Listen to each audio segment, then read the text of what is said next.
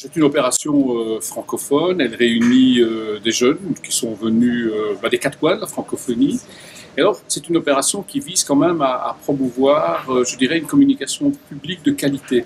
Alors, la qualité, pour moi, c'est à la fois une qualité professionnelle, mais aussi une qualité éthique, en posant des questions sur le sens d'une communication publique, sur sa finalité, mais aussi sur la manière de l'exercer.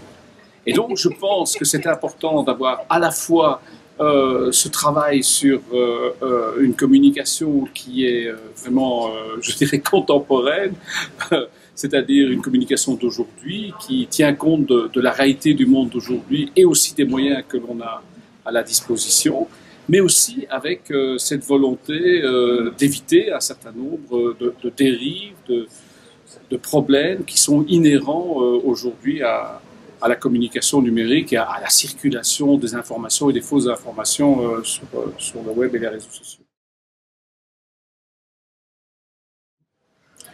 Alors moi j'aime bien la francophonie qui n'existe pas uniquement parce qu'elle s'oppose à un autre monde, à une autre sphère linguistique et culturelle. Hein. Donc ce n'est pas la francophonie que j'aime bien.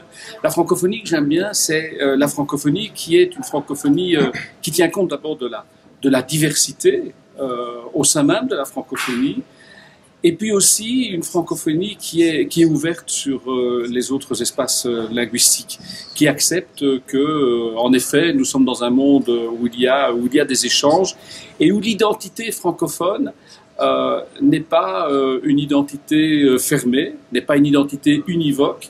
Il y a plusieurs façons de se sentir francophone, et c'est pas une identité qui s'oppose aux autres, mais qui veut communiquer aussi avec les autres. On est quand même dans un univers qui est, je dirais, et le mot n'est pas du tout péjoratif dans mon sens, mais qui est plus provincial et qui est plus convivial. Et donc, la communication tient compte de cette réalité.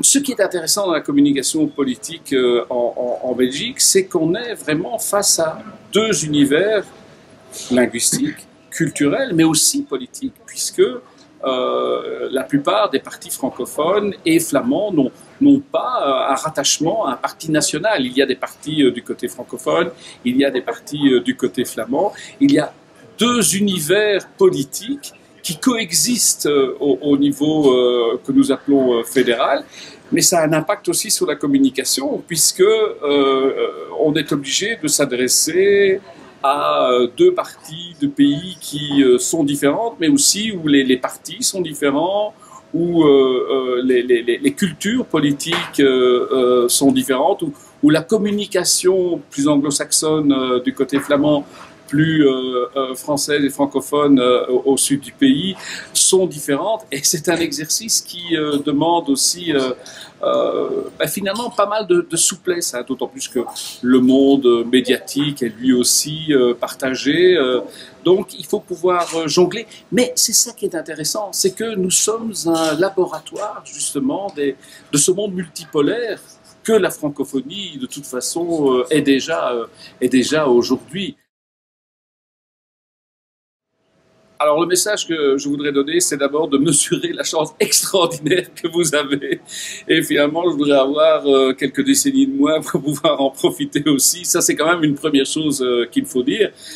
Ça veut dire aussi aller à la rencontre des autres, se confronter, faire en sorte d'apprendre de leurs expériences, d'échanger sur ce que vous faites, sur vos échecs aussi. Je pense que la communication, c'est aussi un mode et un monde dans lequel on doit accepter de se tromper, on doit évidemment essayer de limiter les dégâts que ça peut occasionner, mais on est aujourd'hui dans un monde où il faut pouvoir innover, expérimenter, à condition bien sûr de toujours se poser les questions de l'objectif que l'on a voulu atteindre, est-ce qu'il est réalisé, et puis aussi de se poser les questions de fond. La communication publique, ce n'est pas n'importe quelle forme de communication, elle vise quand même aussi à développer la démocratie, à développer la citoyenneté, et ça doit être un point cardinal que l'on doit toujours prendre en compte.